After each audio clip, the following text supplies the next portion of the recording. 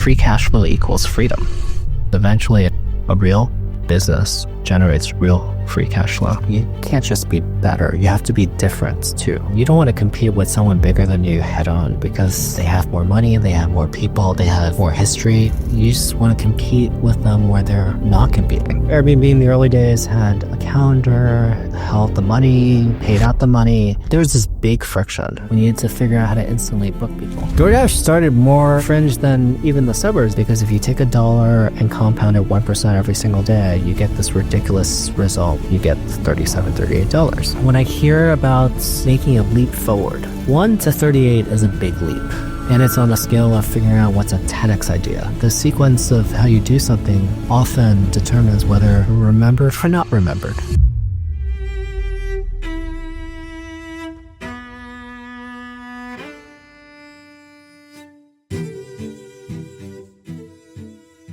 You've had a remarkable journey from entrepreneur to investor, and I want to know more about this story, but I want to start with some of your early life experiences that changed you and impacted you in the future. I guess I was born in Taiwan to two parents who were both commercial bankers. And at an early age, from what they tell me, I saw the world a little differently. I did things that are a little different. The story that they like to tell about me being different was when I was about 2 years old. There was a new dresser that was delivered to our apartment in Taiwan, and I figured out a way to get to the top by pulling out the first drawer, crawling into it, then pulling out the second drawer, crawling into that, and then getting all the way to the top. And when I got up there, I thought I could fly, so I jumped off. And so they loved telling that story because they rushed me to the hospital, and they were very concerned whether there was any permanent damage and things like that. And my mom kept bringing me back to the hospital again and again. And the doctor said, "Don't worry, I think he's fine. I think he's fine." And eventually he said, "Well, is there going to be any problem with, his development?" He's like, "Well, he's either going to be a genius or he's going to be an idiot. He's one or the other." I mean, so that's how my parents would describe me. High variance and high beta. And throughout school and throughout life, I was very much like that. I like to hack things and not do the work until one day. And this was in elementary school. I just tried to not do the work and hack my way through things, and got suspended a few times. One of which was just coming up with a creative idea of taking chairs from the second floor to the first floor. I went down a slide instead of following the teacher's directions. I got suspended for that. And so I didn't never really like school all that much because it was so rigid until I used to hack my way through things. And one of the teachers that I had, Mrs. Einstein, had this way of teaching where she would put up a problem. She would then have us try to solve that problem or do the assignment and try to understand why she put the reading up there. And I would always bet with her, if I knew the answer or if I knew the conclusion of the lesson, then I wouldn't have to do the homework. She let me get away with that once or twice, and then she said to me once, you're very smart. I've seen a lot of people waste their talent. So do you want to start first or do you want to finish first? And I think I retorted back saying, well, I like to start first and finish first with the least amount of work possible. And then she said to me, "That's a great answer for a sixth grader, but what happens in life when there's no finish line? What are you going to do then?" And that sort of put me back. And I didn't quite understand it until maybe now, that it's the whole concept of having an infinite game and thinking through not some thing, some finish line, some goal, but just think about what you want your enduring impact to be and what you want to do and what you want to accomplish. And when the world doesn't give you a finish line, we all have the same 24 hours in a day. What do you want to decide to accomplish in that 24 hours? We have an unknown number of years on this planet. What do you want to get accomplished? That sort of shaped the way I sort of started thinking about the world. Did it hit you then at the time, or was it something you reflected on later? I think it hit me then, but I don't think I understood it then. And so then that led to a number of explorations on what I did want to accomplish. Why was it important to think about this concept of like infinite games? How do you win an infinite game when there are no set rules? You're making the rules for yourself in an infinite game. And the rules change. You get to change some of the rules. The world changes some of the rules. How do you navigate that? And then you quickly realize it's not about winning. In a finite game, chess, there's a winner, there's a loser. In an infinite game, there are a lot of different people in the world. They play the game differently. And in some ways, they're all trying to get on with the world and trying to do the best they can. But some people are more successful than others. And the reason they're more successful, I think, is because they really know what their values are, and they really know what impact they want to have on the world. What are your values? Over the years, I've thought through, and this has changed over time, but I think the values for me are when you want to accomplish something, it's about the inputs. It's about the process by which you go about getting the outputs. I think it's very, very important to have that. And I value that clarity of input eventually leads to output, and focus on the inputs. I value consistent compounding and just getting up every single day and just making small improvements every single day and compounding that. I value honesty and truth and just being very direct with people. I don't try to sugarcoat anything. I value people for who they are. My father, I learned this from my father, where he told me once, because I was like, I'm just so much smarter than everybody else because I'm a little cocky little kid. And he said, well, actually you can learn many things from every single person on this planet. I think I was probably 6 or 7 at the time, and he'd show me all the different people that he learned from, and that the collection of these lessons from many, many different people is what you become. And that was a pretty important lesson. So I value people for who they are and try to learn as much as I can from each individual person. I value family and friends. Pretty important to me. We talked a little bit about work-life and work-life balance. For as you said, for many of us, it's work-life integration. And if you don't have some grounding with people who see you for who you are, call out when you're not being a good person, or you're not doing the things that you said you were going to do. What is there in life besides that? How do you want somebody to call you out in those situations, or how do you call out other people? The way I do it is try to be fact-based and just give examples specifically of what has been working and what has not been working. And that tends to work pretty well. And there are times when Rebecca, my wife, will say, hey, this is not working for us. So what do you want to do about it? You can try to keep going the same way down this certain path, or we can try to change it. If we don't like something, we just change it. And it's just much easier to have those kinds of conversations. My son a few days ago was being quite negative about his school, and he's 13, he's going to be 14 this year. He's starting to be like me when I was younger and think that he's smarter than the whole rest of the world. And he said, hey, Atticus, do you want to have a negative attitude, because you'll spin into this negative spiral? And by the way, if you have a negative attitude, the world just looks worse. When you have a positive attitude, the world just looks better. And we played this, let's use yes and for a bunch of things, and let's create options. And then you're going through the no but situation and it doesn't work. So let's try to just change your attitude about some of these things. And I thought that was quite an interesting conversation where just by simply changing the framework, he became much more positive. When you talk about inputs versus outputs, what inputs do you think about in life?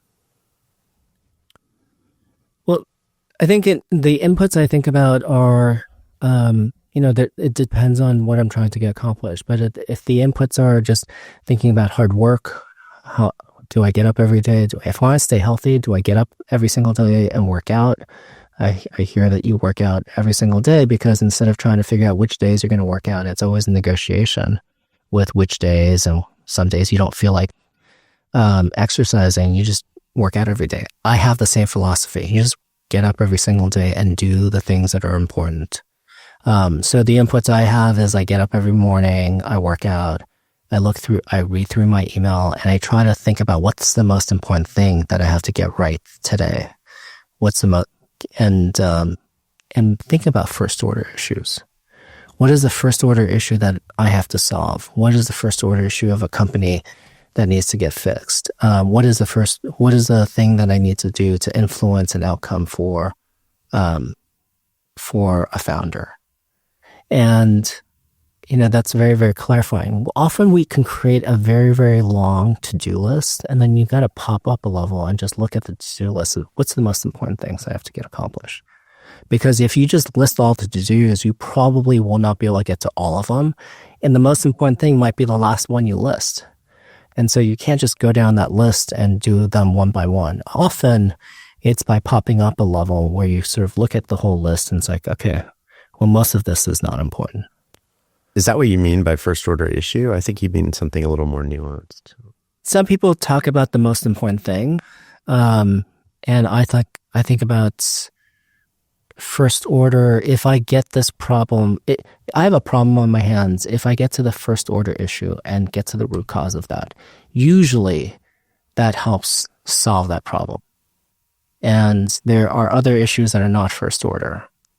And that concept is quite important. And we also sort of navigate that into other situations where they are crucible moments. So as an example, like you have situations where the website's not working fast enough. At Zappos, we had a situation where the website's not fast enough. Is the first order issue that we have too many pictures? Well, we want the pictures. We have lots of photos. We want to show those photos. Is the first order issue that we need to trim the number of search results? Well, customers want longer search results. It's like, no, it's none of that. We need to figure out how to make the website go faster. And so we start caching the search results. We start caching things. And so you start developing the technologies that solve the speed issue. But the first order issue is that we need to solve this with technology, not with a bunch of either or solutions. That's an example that I learned a long time ago. Another situation is the distribution at Zappos was not flowing well. And we couldn't figure out which process was broken. Was it the picking process? Was the ordering process broken? What was broken about it? And we went and just looked through the flow, and the flow was broken. And so there was too many handoffs across all of these different discrete processes. And so we had to sort of pop up a level and figure out what the flow of from when a customer orders something, when it gets through the distribution center, how is going to be picked, packed, and packaged and shipped. And when you look at that from a flow perspective, you start thinking about new solutions that allow there to be much better flow throughout the distribution center than to batch things for picking, batch things for packing, batch things for shipping. So that's what you mean by first order. I want to get into more of your experience, not only at Zappos, but being on the board of some of the companies that everybody has heard of today or being involved with. But before we get there, I want to come back to the school for a second. Are there any other experiences that you had during school with teachers that might have impacted you? Earlier on in junior high school, I was suspended from the computer lab because I built, this was very old, so They're Radio Shack TRS 80s, so we call them trash 80s today. Um, and there was the computer lab. You had to rent time in our computer lab to use the computer, and I built this game, and the central server at the time was literally a floppy drive where all of us saved our programs there. And one day, a bunch of the students in the computer lab all found the game that I programmed and then started playing with it. The teacher and the principal just happened to walk in and saw that we're all playing this game. And I was told that computer lab is valuable time and you should be doing something much more productive than producing a game. So I was no longer allowed to work in the computer lab. And the computer lab teacher was Mrs. Petosa, and she also ran the math team. And she said, well, I'm sorry, the principal wants you out of the computer lab, but you should join the math team. And I joined the math team there. And one of the things I was really good at was math. And she told me that if you want to be a leader and you want the team to win, it's not good enough for me to just solve the problems, but figure out how to get the rest of the team to perform. And so I started teaching the rest of the math team some of the reasons why I was able to solve some of these problems more quickly than they were. They're very talented, but I had figured out tricks that they had not figured out. And they had taught me tricks that I had not figured out. So we got better and better by riffing off each other. And so I learned the value of teamwork by just being thrown into a situation like that. You started a company before you joined Zappos. What was that? I started a bunch of things. I started a lemonade stand when I was younger. Those were not interesting. I started a lawn mowing service in junior high school. I did it myself and realized it was not fun. It was too hot in New York City. So I got the contracts and then asked some of my friends from school if they would help me do the work. I had a few odd jobs here and there, and it was just never as fulfilling as working at a company that from the ground up. When Tony Hsieh left Oracle to start this company that was originally called Internet Marketing Solutions because they were building websites, he asked me to join that company. I said no. Then they found out that they couldn't get anybody to go visit these websites, so he connected all of them, and that became LinkExchange. And I joined that company soon after Sequoia invested in that company. And it was a banner advertising exchange that was one of the largest banner advertising exchanges in 1998, 99. We sold that to Microsoft for $265 million. And that was quite the experience. Did you know at the time we were sort of in a bubble, or how did you think about it back in the late 90s? I mean, we had a business. We had $15 million in revenue. You can kind of tell that we were in a bubble when someone would be willing to buy a company that had $15 million in revenue for $265 million. But also, it was the third largest acquisition at the time. So I think when you're in it, you don't realize you're in a bubble, but popping up, like the numbers don't make sense. Yeah. So that's why I think it's valuable to have people who are slightly outside of where you work to keep you accountable. It's like, hey, how does this work? Just by simply asking questions, you get into a situation where like, wait, I can't explain that question. I can't answer that question succinctly. I can't explain it. Maybe that person's question has more insight than I would have expected. What are some of the lessons you learned from LinkExchange? Boy, that was so many. There are many, many lessons because it was the first time we're doing anything that was at scale. And you hear this all the time that you should hire slowly and make sure you really, really understand who you're hiring for. And often when someone's not working out, it's probably time to let them go. And we always gave people too long, and I think the company's velocity couldn't go any faster because we didn't hire as well as we could have. We didn't let people go when they weren't working out. And those are very, very important things to get right. I often sort of think about the velocity of a company. Velocity, I measure that in two ways. There's, you use the word velocity as opposed to speed, because speed is just how fast you're going. But velocity velocity also has direction. And I think the combination of the two is quite important. But the whole speed of a company generally doesn't get any faster unless you're pushing. And the best companies, they keep pushing. And otherwise, you're just going to go slower and slower and slower. I think building a real business is really important. Many of the companies that were founded in 1998, 99, 2000, they were not real businesses. They had lots of eyeballs. They had lots of users. But that's not really enough. And at Sequoia, we often talk about the fact that we own shares in a company. We don't own shares in the founder. We don't own shares in the product. We don't own shares in their go-to-market strategy. We own shares in the company, and that company needs to have a business one day. My partner, Pat Grady, loves to say that free cash flow equals freedom, because eventually a real business generates real free cash flow. And the freedom being that? The freedom that allows you to not have to raise money, the freedom to allow you to invest in new areas, the freedom to continue to grow because you can invest in growth and invest in new novel technologies and new product lines, the freedom to not worry about the quarterly sort of pace of having to do more and more sales.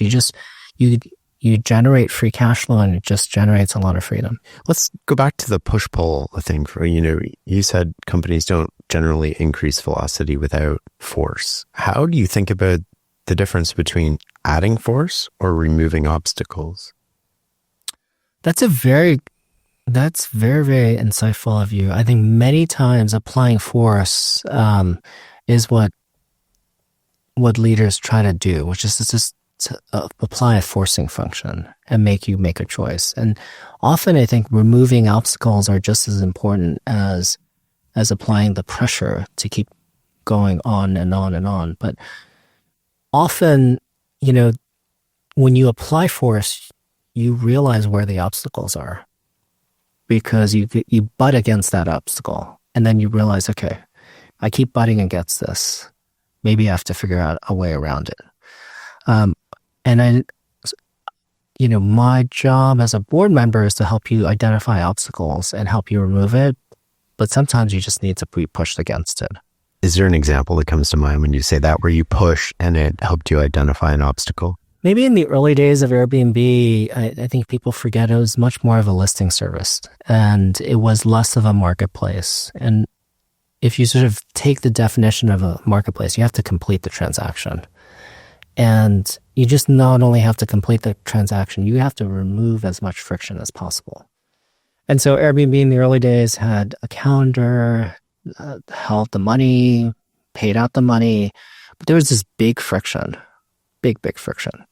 And it was because there was not enough trust between the host and the guest.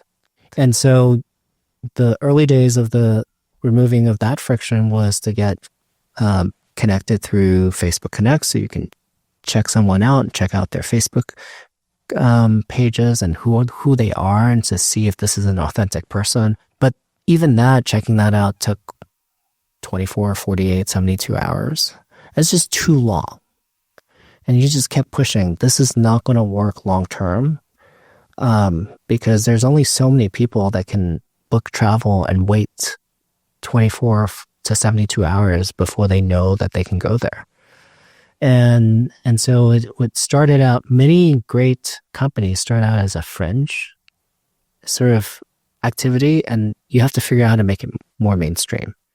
Often that is about removing obstacles or removing friction, but you butt against this and you're like, what's the solution here? And you keep applying force. This is going to limit our growth if we don't solve this. And eventually, Brian and the team and the product team figured out that we needed instant book. We needed to figure out how to instantly book people. Well, you have a whole set of hosts now that are used to not accepting guests just because they book them. So how are you going to remove that obstacle? Well, you start with new hosts. It's like, let me show you that Airbnb can be trusted. We're going to, as new hosts, we're going to send you some customers, and you should just book them automatically. And eventually more and more of the hosts realize that instant book is just the way to go. And That's an example where you just have to be pushed against that for a bit of time to find the solution. Was DoorDash sort of fringe too and went mainstream? Didn't they start in like the suburbs or something? DoorDash started more fringe than even the suburbs. It started on a college campus, and the reason we passed on the seed round at Sequoia is we're concerned that this is like just something that college students did with their parents' money, and then they started out focusing on Stanford and then Palo Alto, and they went to other suburbs. And it turned out that that was a very smart thing to do because everybody was going after the cities. And one of the things that we talk about at Sequoia is you can't just be better. You have to be different too. And if it's easy to say and hard to implement because when everybody is chasing after the cities because conventional wisdom tells you that that's the right thing to do, it's very, very hard to do something slightly different. But if you just hear Tony and the team talk about their business, you realize that they had way more than just, oh, I'm going and doing something contrarian. They actually had real reasons why the suburbs were actually a better place to start. The value for someone who lives in the suburbs and have to drive 20 minutes to go get their food is higher than someone that can go from their apartment, go downstairs and walk a few blocks and get the food and bring it back home. So that was like pretty interesting. The other one was, well, is there enough density around the suburbs? And it turns out, yes, there is density. You just might not think about it. And they had examples where in Palo Alto, there was University Avenue and there was California Street. And both of those places, that's where all the restaurants were. And so there's density in where you can go to those restaurants and you can radiate out from there. So it was not as random as any restaurant can be anywhere and any home can be anywhere. And it turned out when you go look at the data, small towns all have this. There's the reason why small towns, there's a main street where everything happens. And so then you start realizing that the density problem is not as complicated as you might think. And they won because they were able to take the profits of the suburbs to go into the cities. I often think about that as, there are people who think of the world and they just follow conventional wisdom, and there are people who want to be contrarian.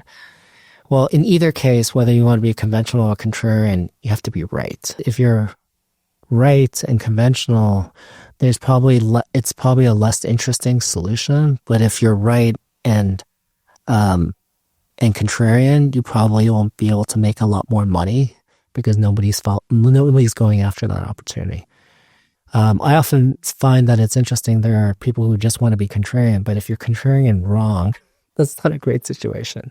I try to put things in these 2x2 matrices of right and wrong and conventional and contrarian. The term I use for that is advantageous divergence. Advantageous divergence. Tell me more about that. Well, that's it. It's exactly what you just said, right? It's not enough to be contrarian. You have to be right. And so you have to diverge from the crowd, but you also have to be correct. Yeah. So it sounded like it's kind of the Walmart strategy, right? Where it's like, we're going to go in this area which has less competition. We're going to get really good at what we do. And then we're going to use the money or profits and we're going to funnel into maybe the more desirable area. Like when Walmart started competing with Sears, they didn't go into cities and Kmart. They went into the suburbs where where the contrast, I think, between their ability and what they were competing against was much higher. Yeah, and I think that's what all startups should focus on. You don't want to compete with someone bigger than you head on because they have more money, they have more people, they have more history, wherever they have more abilities. You just want to compete with them where they're not competing. Double click on that for me. Well, your example about Walmart, where the example about DoorDash focused on the suburbs. There's an example about DoorDash where do you want to win McDonald's or do you want to win the top 100 merchants? And it's not just about one or two. Yes, McDonald's is one of the largest merchants, but winning a whole suite of them is actually more valuable. Google, the long tail keywords, more valuable than, the head. Yeah, and most of advertising was broadcast advertising. You start from the top, and this is a bunch of like long tail keywords. And I think a lot of great companies, whether it's intentional or not, try to do things very differently than what exists today. Apple, they weren't the first to many things. They were, they didn't make the first personal computer. They just made the user, their focus was always about the user experience. Whether it was the computer, the phone, the watch, everything they do is about having a great user experience. That was not the conventional thing that people thought about. It was about, in the early days of the PC, it was about processing speed and which processor was the fastest, et cetera, et cetera. When the phone came out, it was about the keyboard. We don't use the keyboard anymore. The Apple thing is fascinating. So is the BlackBerry thing, because they really hung on to that keyboard thing. But I remember when they came out with their new, I forget what the device was called.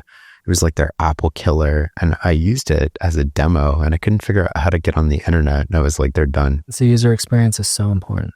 It took a demo to like figure out how to use the internet. Once you figured it out, it was great. But I was like, oh man, this is so not intuitive. Yeah.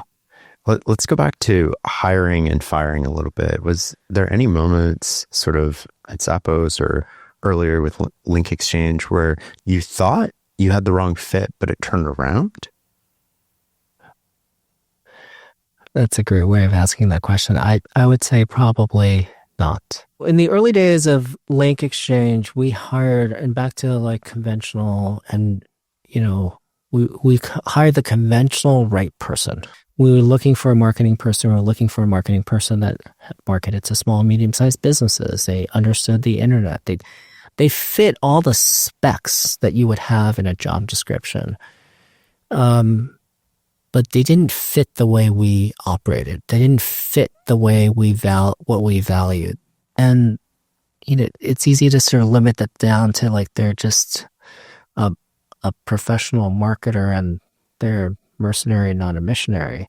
That's how Tony would tell the story. But at the end of the day, they didn't value what we were trying to build. They didn't have the same values that we had. And which is why when Zappos started, Tony spent a lot of time defining the values. This is Tony Hsieh of LinkExchange and Zappos, the values of the company. And it's something that I talk to founders about. If you don't have the same mission, you don't have the same values, you don't have the same operating understanding of the company, it's very, very hard to work together. And then, you're asking someone to change when they fundamentally don't fit to the company and how the company works. That is generally the issue. And then the other issue on the flip side, on the functional side, when your company is growing really, really fast and you see someone who is growing, but they're not growing as fast as the company, every single day, the delta between how far the company is moving or how fast the company is moving versus how fast or how far the person is moving, the delta gets bigger and bigger and bigger. So it gets very hard to turn around. And so we have this concept that a lot of people have at Sequoia. We hire for slope, not intercept. So experience obviously matters, but if you just hire for the experience and their slope is not fast, that's going to become a problem at some point. And so we really, really ask founders to think about what is the person's potential? What is their slope? And we much rather bet on someone with high slope and low intercept, because in startups, in companies that are new, the experience is helpful, but you're doing something different and new, and you need to reinvent.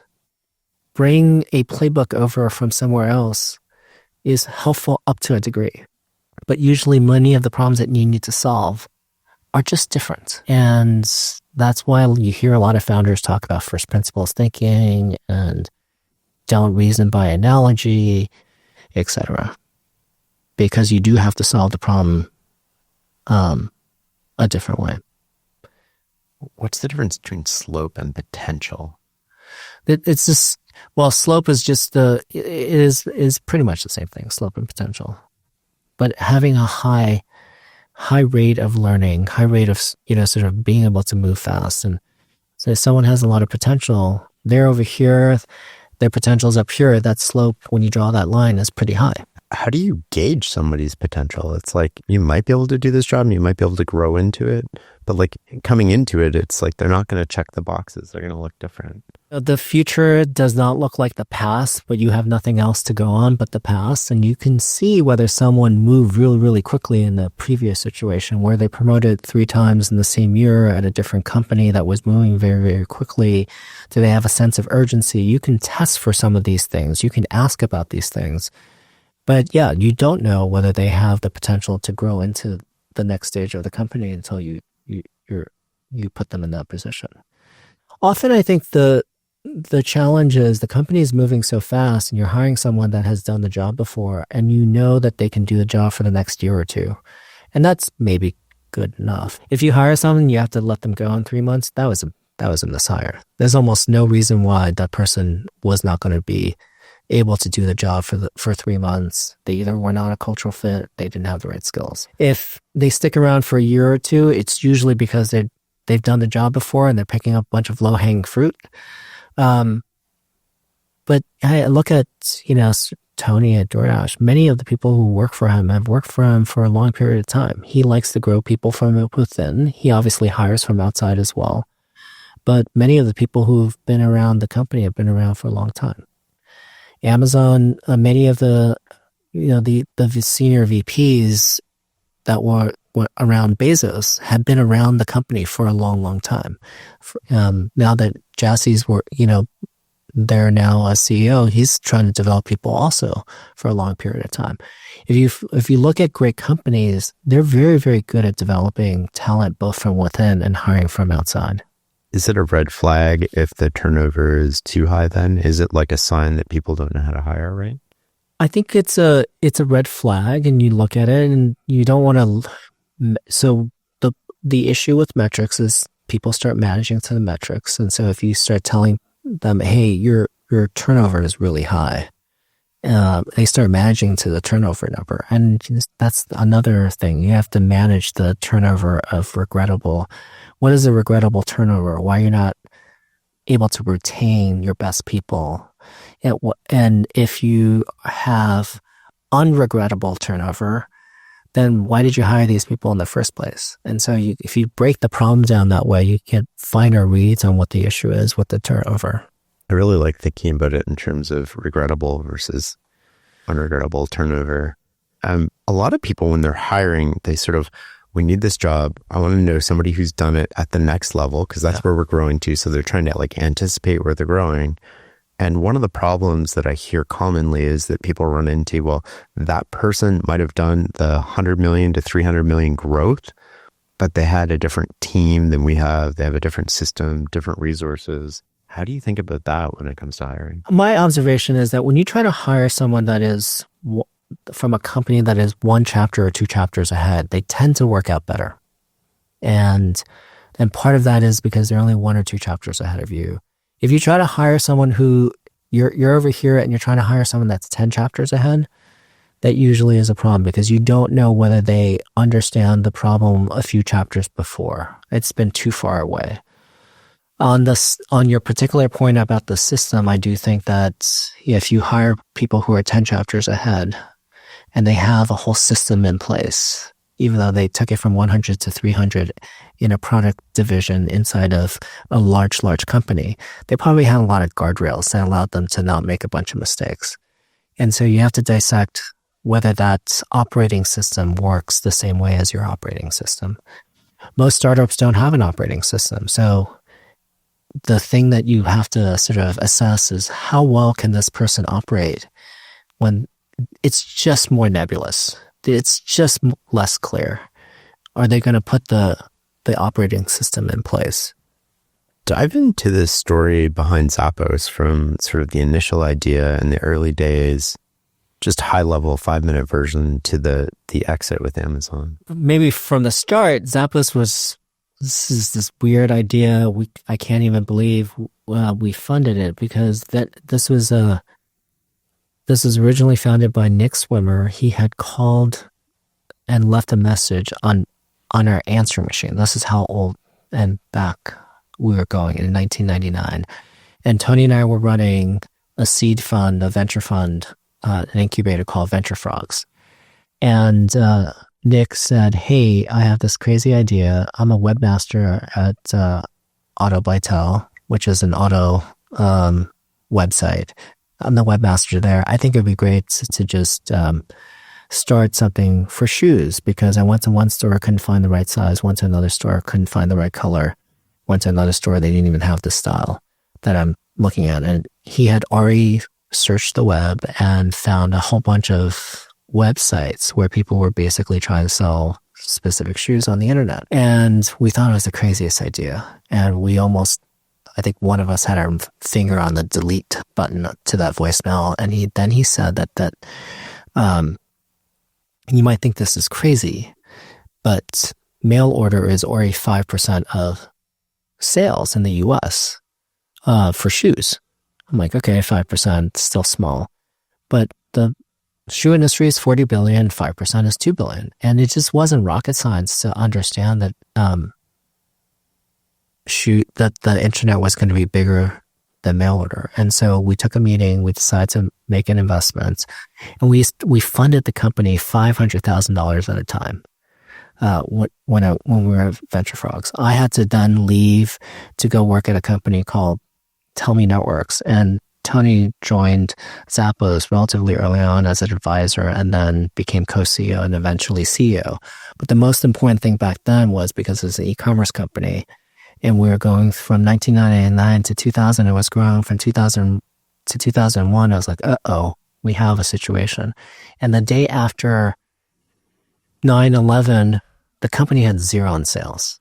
Zero. You went from whatever it was, which was small, to zero. And that was the first Crucible moment, using the term because Sequoia uses the term Crucible, and what we're going to do about that. So it shook the company, and we basically went back to basics, and we wanted to build a company that was profitable. And so Tony ran the company at breakeven and continued to grow the company for a long period of time until Sequoia came in 2004, 2005 to make the first investment. Most of the company was financed from a small seed round. Tony invested $10 million of his own money, but most of it was financed through being very, very creative, figuring out how to get merchants that we ordered from to give us credit and to increase the credit line. We had eventually got a line of credit from Wells Fargo, but the company burned very little cash. And for a company that went from zero, when we sold the company, it had $1.6 billion in sales. That really didn't have a lot of equity financing. Was pretty incredible. You hear about companies raising hundreds of millions of dollars to get to 1.6 billion in GMV or in sales, and here's a company that basically raised $10 million, and it probably was undercapitalized, but it really did highlight that you can build a company by having CAC be profitable on the first order, by being focused on customer service and not focused on marketing. Talk to me a little bit more about that, because you didn't have a huge budget for marketing. You had to get, within the first month, you basically had to pay back yourself for marketing. How do you think about that, not only back then, and then what's different now in a world where there's a lot more money and maybe all the players aren't rational about how they're spending money to grow? Back then, we thought that was we probably thought it was a curse that we couldn't raise more money, because you probably would rather run the business a little bit looser so we can grow a little faster, et cetera. But being tight led us to find solutions that was, again, non-obvious or divergent, to use your term. And the divergent idea we had was, if we can only spend money that was profitable on the first order, we needed other ways to grow. And the focus was to become much better at customer service. We noticed that it was much easier to keep a customer and getting that customer to order more than it was to acquire a new customer. And then we just went down the line of what we can do for the customer. We tried to make the website load as quickly as possible. We tried to pick, pack, and ship within 4 hours. The solution to pick, pack, and ship in 4 hours was to solve a operations flow issue and not batch the operations, which I don't think anybody else figured out in e-commerce back then besides Amazon.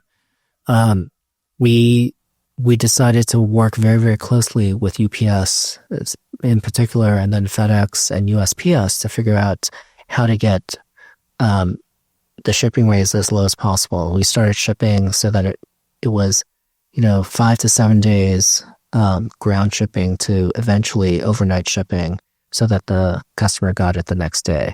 We figured out logistics, reverse logistics, so we're bringing the shoe to your home.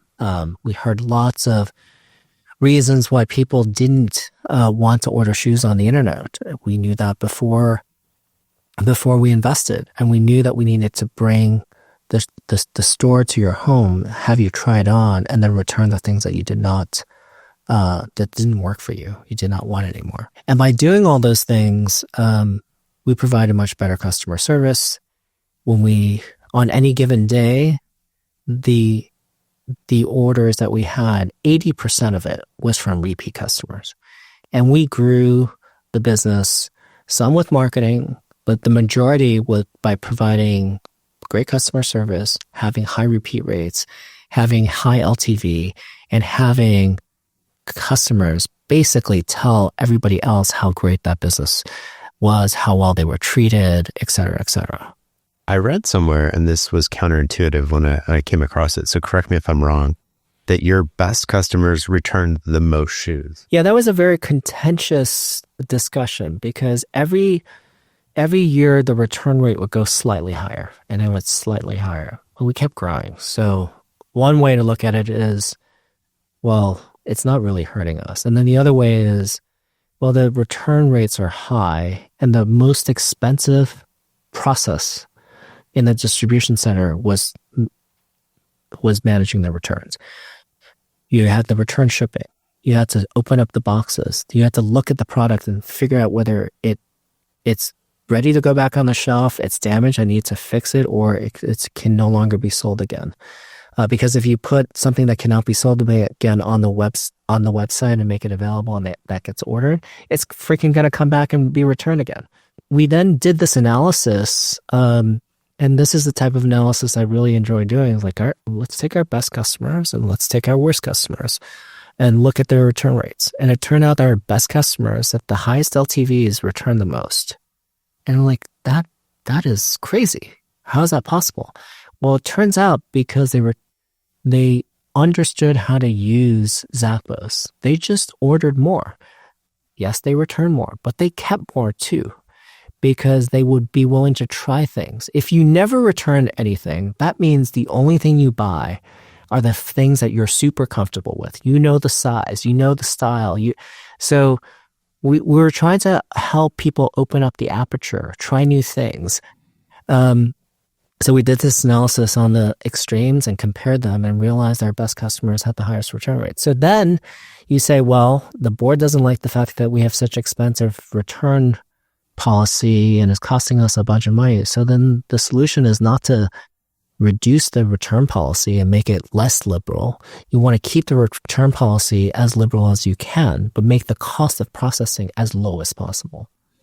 And so the first order issue there is exactly, going back to first order issue, the first order issue is not the return rate. The first order issue is making the return process as cheap as and efficient as possible.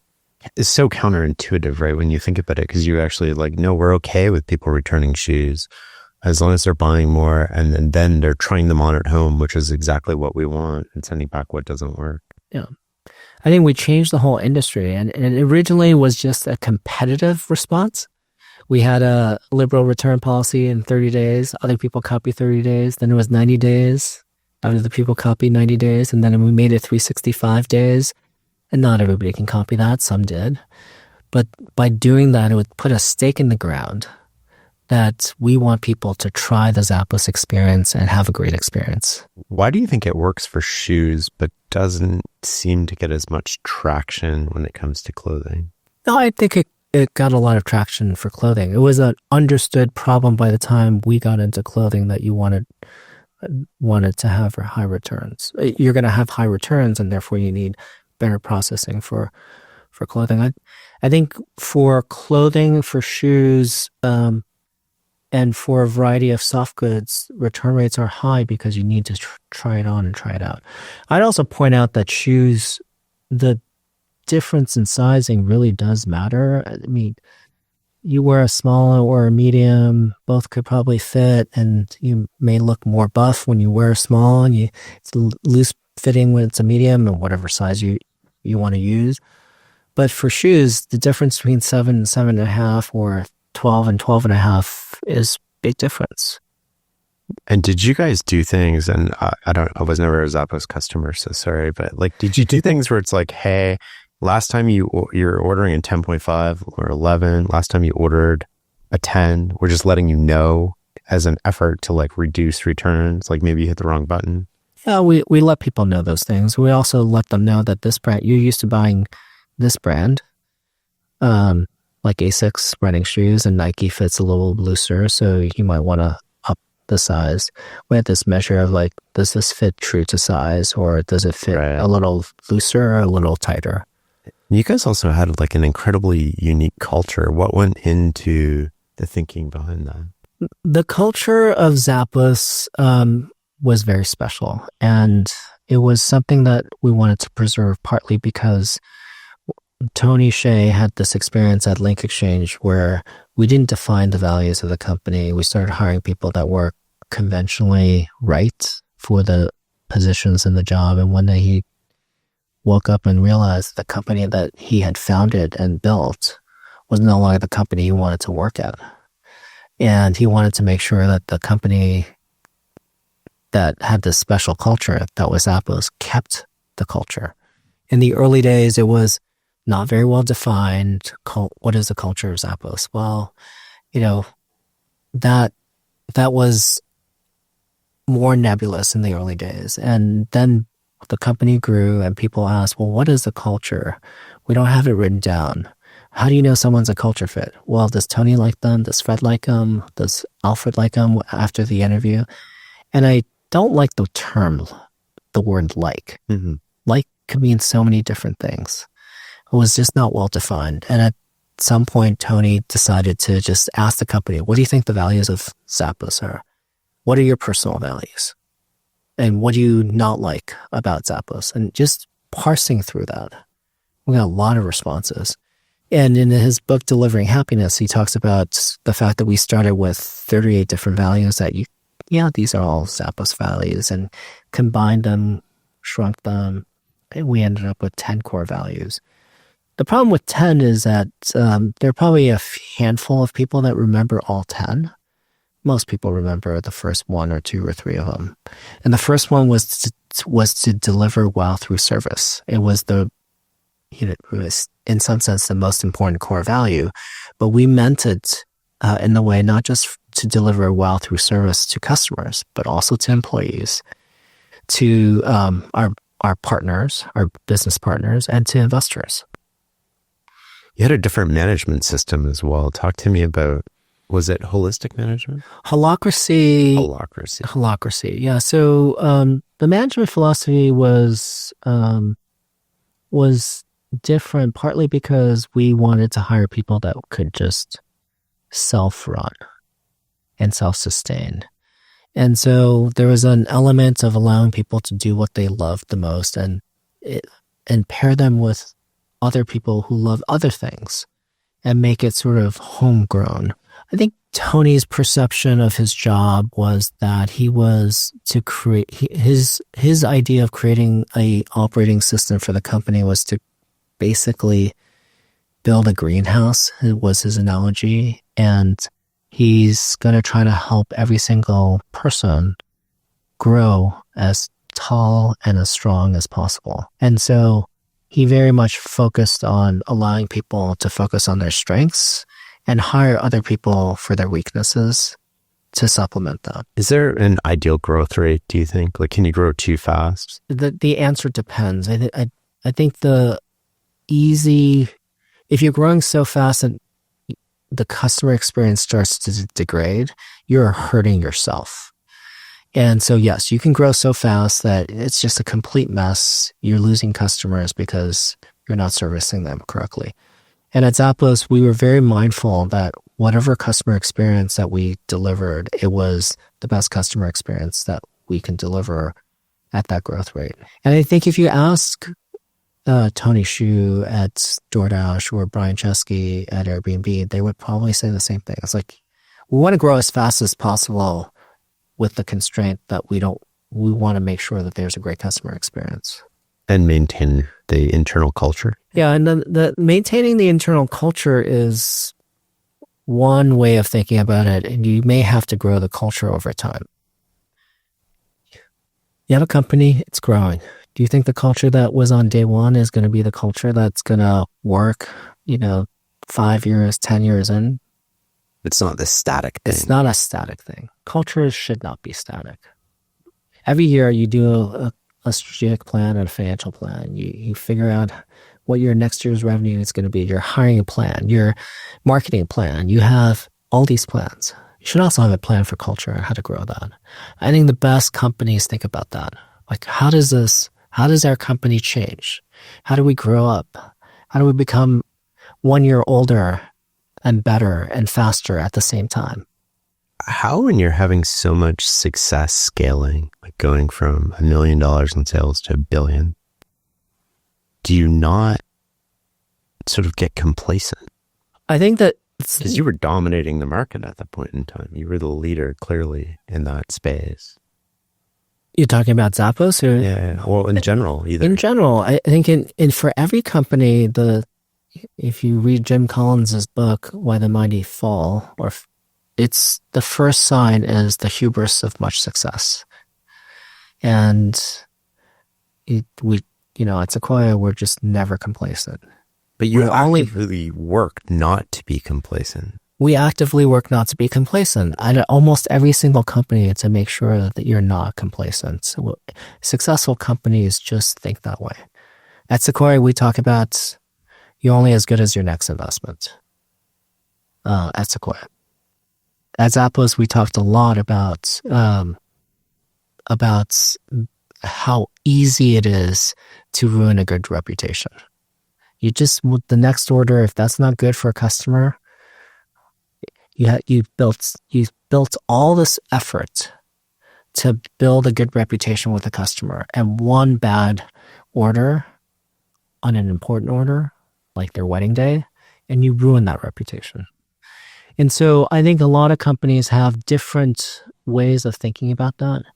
And Brian Chesky thinks about what's the next thing? What's the transformation that we're going to create? What is the next thing for the customer experience that's going to be great? Tony Xu thinks about the next product that to power the local economies. What's the next set of people that we're going to help?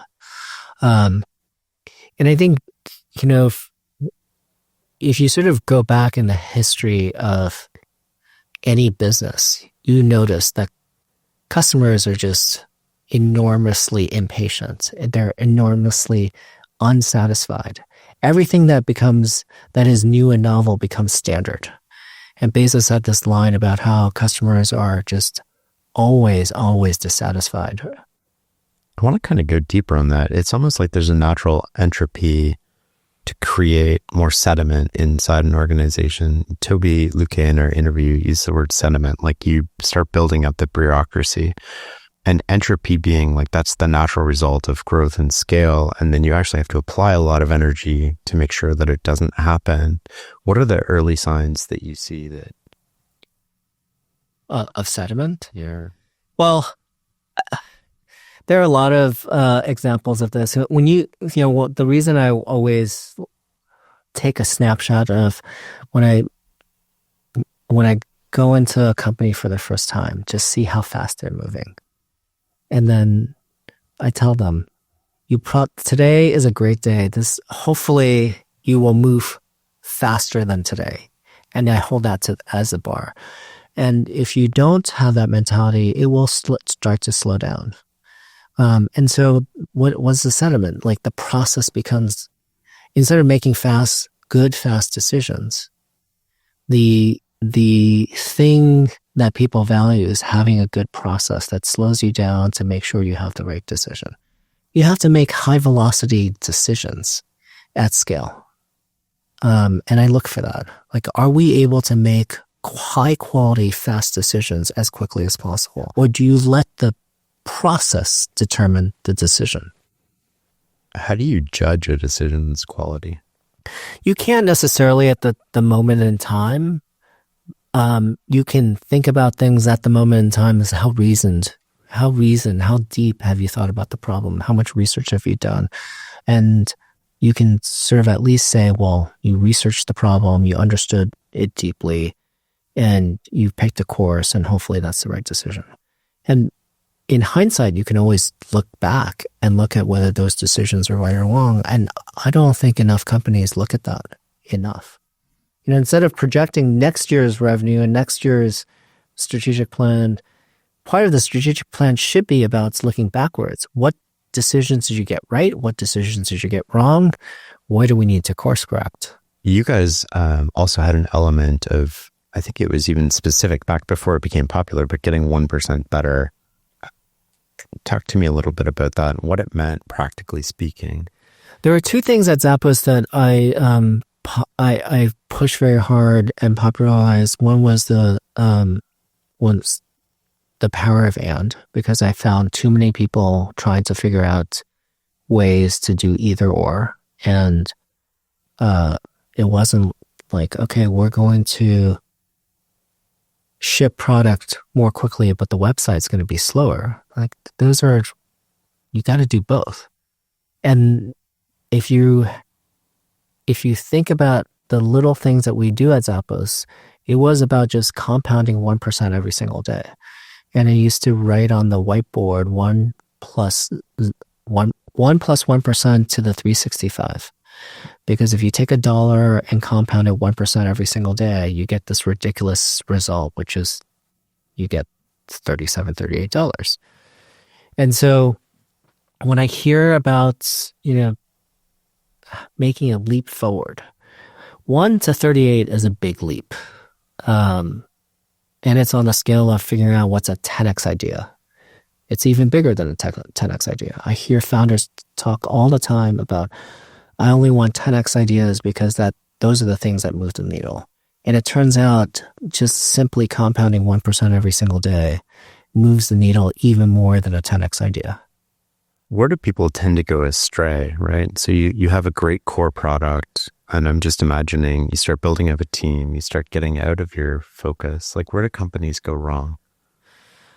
A number of places. If you just look at great companies, they compound at a very high rate for a long period of time in their core business. Google for a long period of time was search. Amazon for a long period of time was e-commerce. And there's a difference. I think there's a difference between Act 2 and category expansion. So in Amazon, they went from books to music to electronics to a whole bunch of, they just went category by category. But it was the same real core business, which is getting product to the distribution center, pick, pack, and ship the products that you want and shipping it to you. And it could be books, it could be music, it could be electronics, it could be shoes, it could be tools, it could be a hammer, but that's one core business. And I think founders start their company because they have novel and compelling insights into the world, and specifically for their company. And they like the new shiny penny. I'm not saying that you shouldn't focus on the new shiny penny that is adjacent to your business. I'm just saying that you shouldn't focus on the new shiny penny that is way out, away from your business. Eventually, all companies need an Act 2. AWS was an Act 2. That was very different than the e-commerce business. But even the way that Amazon thought about their web services business is we're very good at building distribution centers. Here, yeah, originally the distribution center that we built was for physical things. And here we're building a distribution center for electronic things, for bits. Like even the way to sort of think about it was quite interesting. They didn't think this is a high margin business. They thought of it as like, okay, this will be a low margin business too. And we like low margin businesses. And that was Bezos's famous quote, right? Like your margin is my opportunity. Yeah. I like the idea of Act Two. For a lot of companies, Act Two is the founder steps down, professional management sort of comes in. Talk to me the difference between, as you see it, a founder-led company and a professionally led company. And I use the word professionally loosely because founders are professionals, but I just want people to get the distinction in their head. Well, there's a lot being said about the difference between founder mode and manager mode. And I would go back to the question. The question is, shouldn't it be and? Don't you want to be both? I have a concept of fire and ice. The best companies are both this huge fire. They have this entrepreneurial spirit and they run hot because the idea is so compelling and interesting. But they also have this icy side. It's just cold facts. It's management. It's about getting to the details. And the best companies have both. And it pains me to see that you have to choose one or the other. Because the best companies do have, they figure out how to make sure that both are in the company. What are the different strengths, I guess, then? Maybe that's a better way to think of this question between founder mode and management mode. What are the weaknesses and strengths of each? Like, how do they work symbiotically together? I would say that there are many different modes of a founder or a manager. You know, the beginning days, you're a creator. You're finding 0 to 1. You're creating something that the world has not seen before. And the mode there is to be a creator. And instead of calling it a founder, you're creating something that the world has never seen. Once you create that, sometimes it gets into, sort of operator mode. And many founders are fine operating and making their creation better. It's about understanding the inputs and outputs. How do I sort of make the system better? I create something, I need to sort of go to market with it. How do I systematically make the go-to-market happen? And you're trying to just operate the thing in a way that sort of scales the business. And many founders are very, very good at the scale. Then you get to a mode where you need to manage. You're trying to figure out resource allocation. And it's like, should I invest $1 in the core business or should I invest that dollar in a new project? And sort of having a framework on how to make management decisions like that. That's what a lot of companies at scale, the CEO needs to figure out. And then there's just a level of leadership around how do you lead the organization and think about it from an organizational standpoint.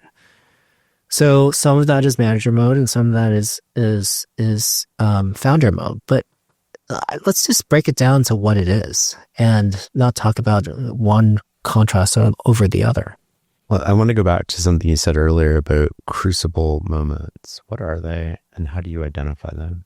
Crucible moments is the term we use at Sequoia for things that are basically very important type 1 decisions. And I've had to deal as an operator before Sequoia. We didn't call them crucible moments, but I've gone through a fair share of crucible moments. LinkExchange. Do we want to sell the company to Microsoft? Had Tell Me Networks when we're burning $60 million a quarter. How do we get through that? And how do we pivot the company from a consumer business that wasn't working into an enterprise business? These are decisions that change the trajectory of a company. At Zappos, it was, what do we do after 9/11, when sales went to zero? What do we do during the financial crisis when credit became very, very difficult and we were borrowing $60 million and we had $60 million of debt? We did nothing wrong, but but the banks didn't have the liquidity anymore. They're calling the loan. And how do you go through these things? at Airbnb. There have been a number of crucible moments as well, one of which started very early on that Brian Chesky talks about a lot, which was the PR crisis with a guest trashing a host, and that led to host guarantees. But there were many of those. There was a fight to win Europe and a competitor called Windu that copied the Airbnb website pixel by pixel, or DoorDash's decision to go after suburbs and not the cities. They didn't forgo the cities, but we're going to start with suburbs first. DoorDash's decision to focus on merchants and selection over speed. And, you can have a situation where you can increase speed of delivery by just having a smaller radius, which then, if I only showed you the restaurants that are close to your home, you'll get them faster, but it doesn't give you the breadth of selection that you may want. And these decisions change the trajectory of the company and their choices that many of the times they're one-way doors. Once you make the decision, you can't go back. And I think they're very, very important to get right. And so at Sequoia, we have a podcast about it, partly because we want to highlight how do founders and the management teams puzzle through these decisions. And another characteristic about Crucible moments is every one of them doesn't look like the other. So you're presented with a new problem, and you're trying to figure that out for first principles, how to solve that problem. That's the second or third time you brought up first principles thinking. What does that mean? For me, it means start from a blank sheet of paper, and you have a bunch of frameworks that you have that help you sort of triangulate the answer. Throw those out. Maybe you need a new framework for this particular situation. You're the king of mental models. To me, they're frameworks. We love them because it instantly helps us think about the world and narrow down the options. Some situations, you want to generate more options and more ideas. And in those particular situations, you don't want to narrow your thinking, you want to broaden your thinking. If we're on board together and we get a problem, imagine, and it comes up, and how do you think through that in first principles thinking? Like, how would you do that in that setting? I'll give you an example from Airbnb. When the pandemic hit, you can decide to do a variety of things. And there's all these pressures. There's the investors who want you to raise enough capital so that you can go through and weather the storm. There are employees that want to know that they're going to be employed. There are hosts that want to know that even though guests can't travel, that they have a non-refundable cancellation policy, they're going to get the money. You have guests who want to figure out how to get their money back because they're not traveling. You have a business that went from a business that was growing 20, 30, 40% a year to a business that declines and you lose 80% of your revenue. There's all these pressures. It's a complete mess. And the solution that you had yesterday doesn't work for today. Because Airbnb before the pandemic was a lot of cross-border travel. And today, after the pandemic, there is no cross-border travel. How do you think about this problem? Where do you start? Well, it's a mess. Everybody is yelling at you from all these different angles. And Brian, one of the most important things is to stay calm and look at the problem that we have at hand and figure out what the most important problems to solve first, second, and third. And he had principles that he had outlined. We used to have these emergency board meetings, and it was just always discussing, well, what's the emergency this week. And then he leveled up and decided to say, hey, we need principles to decide what we're going to do. And he decided that Airbnb, we have a once in a generation pandemic, 1 in 100 years. That's outside the building. There's nothing that he can do to fix the pandemic. But what he can do is to make sure that Airbnb survives for the next generation. And he had principles by which he wanted to make sure that we're when we get out of this, we're seen as someone who created Airbnb for the next generation and not something that wasn't going to survive this generation. Then he went to work. And he had these great plans of like, we're going to reduce our burn by doing all the things in this order. We're going to cut marketing. Nobody's traveling anyway. Easy decision. We're going to cut contractors. We don't have enough work for that. Easy decision. We're going to have to raise money, and we're going to do it in a way that doesn't burden previous investors. So we're not going to raise money at a low valuation. We're going to raise debt. Why do we need to raise the money? To survive this crazy situation where both the guests and the hosts want their money back. We have $3 billion of capital on the balance sheet at Airbnb, but we have $3 billion or $4 billion of customer deposits. We can give all of that to one side, and one side will be pissed at us. Give it all to the host, the guest will be pissed. If we give it to the guests, the host will be pissed, and we won't have a business when we emerge from the pandemic. So he goes out and raises $4 billion, $2 billion of debt. So 2 plus our 3 is 5. We can cover both sides, and then told both sides, okay, we can pay both sides. Instead of paying it out, why don't you just calm down? You'll get this money. You know you can get this money. And let's see how the system works itself out. And so he had to sort of project confidence and imagine your way out of this thing. And you imagine a solution, which is, okay, well, we're in New York right now. Not a lot of people want to stay in their apartments in New York. They're traveling upstate. In San Francisco, where I was, not a lot of people wanted to be in San Francisco. They went to Napa.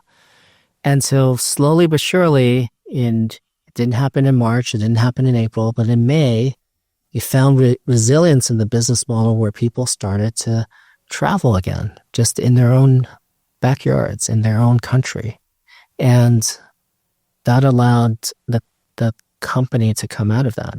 And the thing that he did last was to lay off employees. He knew that the employees were going to have a harder time finding another job during that time, during the pandemic. And so that was he just had these principles of how he's going to go solve this problem. Nobody would have told him to do that in that order.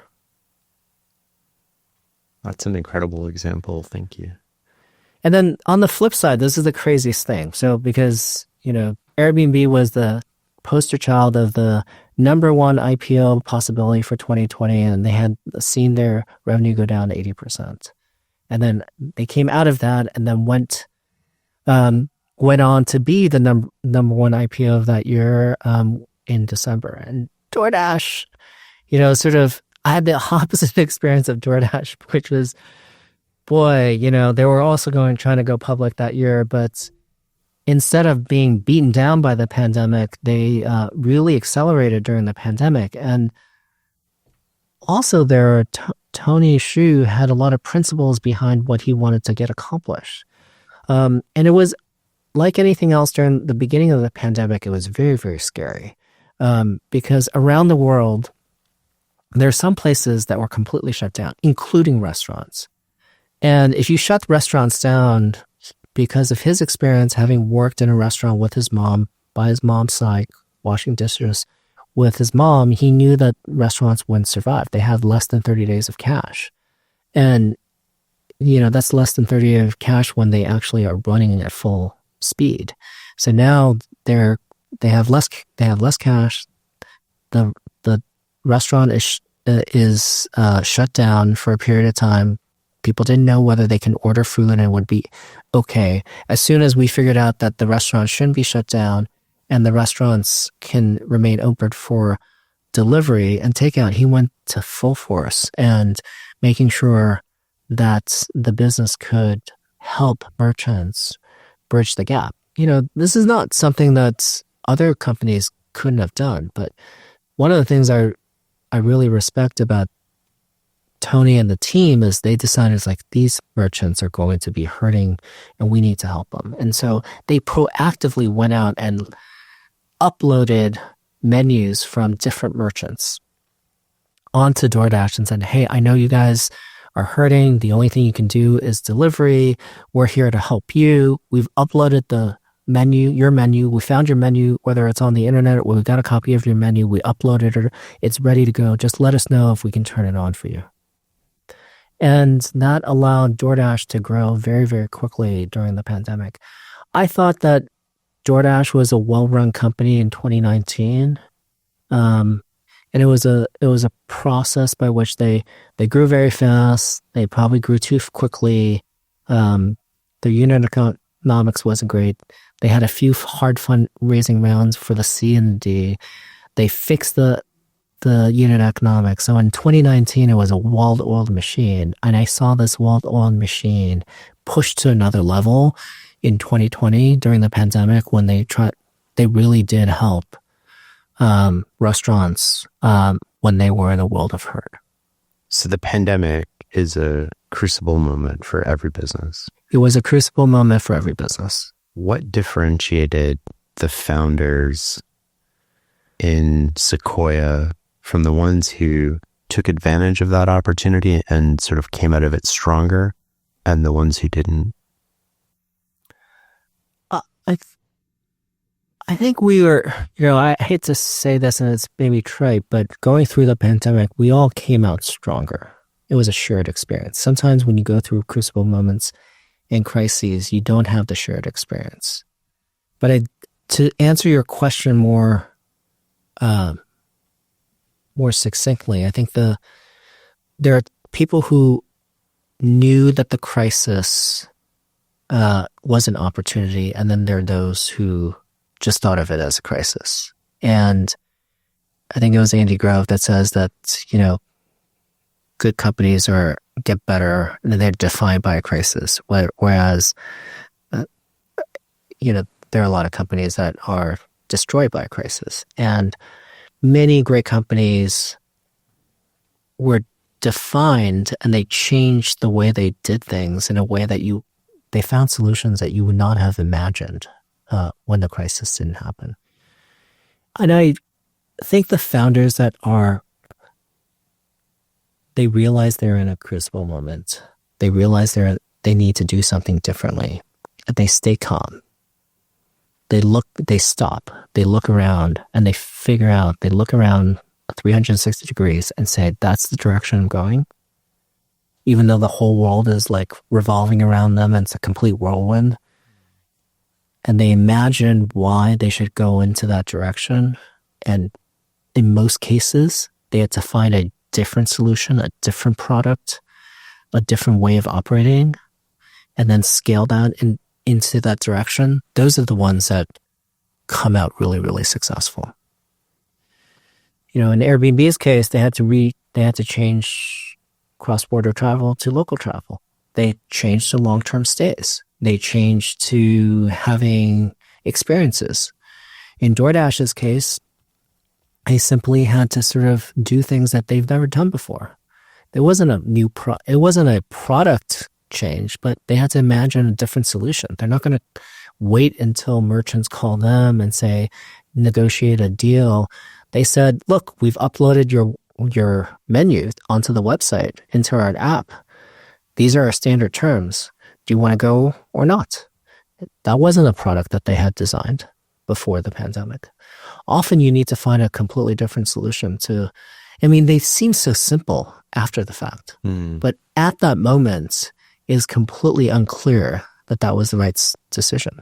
But that's why you need to stay calm. That's why you need to look around. You need to stop, look around, and find the right direction that you want to go in, and then accelerate. I think that's really an interesting approach, right? Where you sort of stop, you don't panic, you evaluate what's going on as rationally as you can in the moment, despite everybody wanting things from you and all this pressure that you probably have from investors, but you also put on yourself to take care of your employees, to take care of your customers, take care of your family. And everybody's worried about the same thing. So you're operating in a very amplified environment to begin with. Yeah. And the best founders are doing this day to day, but here the timeframes are much, much shorter and much, much more compressed. And people's voices are much louder. just recently, Tony said that it's about many good decisions about sequencing. We all know what we need to do, but sequencing it right is actually what matters. And the sequence of how you do something often determines whether you're remembered or not remembered. In the example that we talked about for Airbnb, there was a sequence of like, what is the values that I have for the company?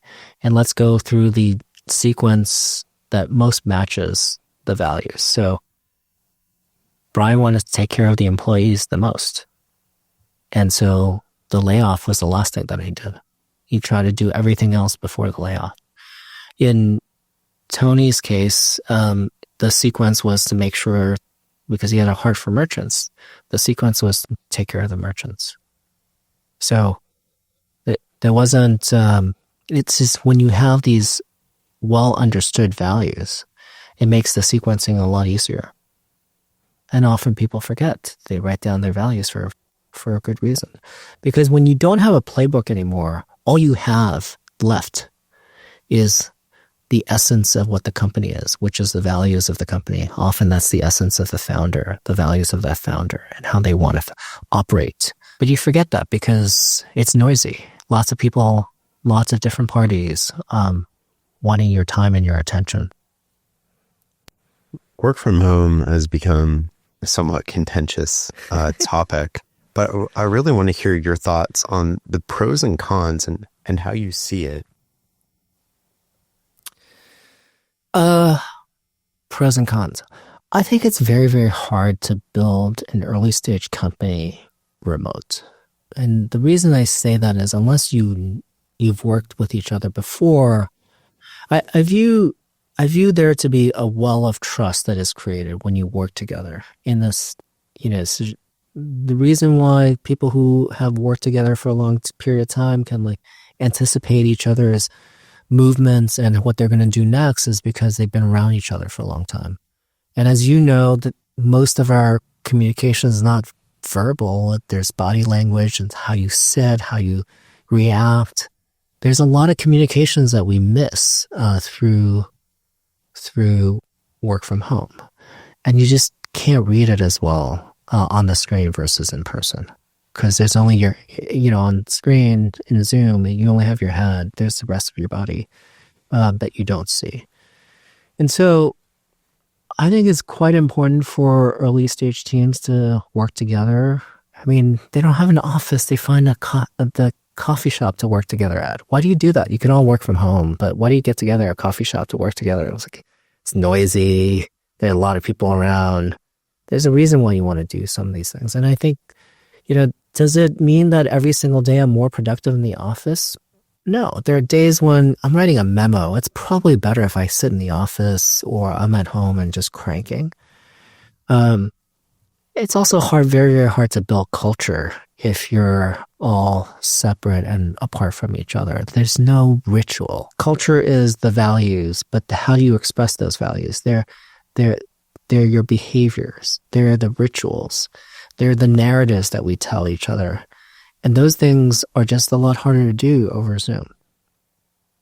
So I think all companies should go back to being in the office a certain number of days a week. It doesn't have to be 5. I think that we can't put the genie back in the bottle on remote work. But at the same time, we thought the world was going to be different when we were all online. And it turns out we actually enjoy seeing each other in person. We enjoy having dinner together. I don't enjoy having dinner over Zoom with someone. I enjoy it when we're breaking bread right next to each other. Do you believe that you can please both sides? And that's sort of the hybrid model where we're going to work at the office 2 or 3 days a week, and then you can work from home 2 or 3 days a week. Do you believe in that being effective, or do you believe you have to pick a predominant one and focus, because your operational backend, your company culture, your cadence, they're all going to be determined by what you pick. And if you pick in the middle, you're probably making trade-offs on both sides and not getting maybe the advantages because you don't want to make trade-offs. I think it's best if you take a stance, take a side. Hybrid I would quibble with the fact that hybrid doesn't work at all. I think you can be in person, you can be remote, you can be hybrid. You just need the systems around it to make up for the fact that you're going to operate in this way.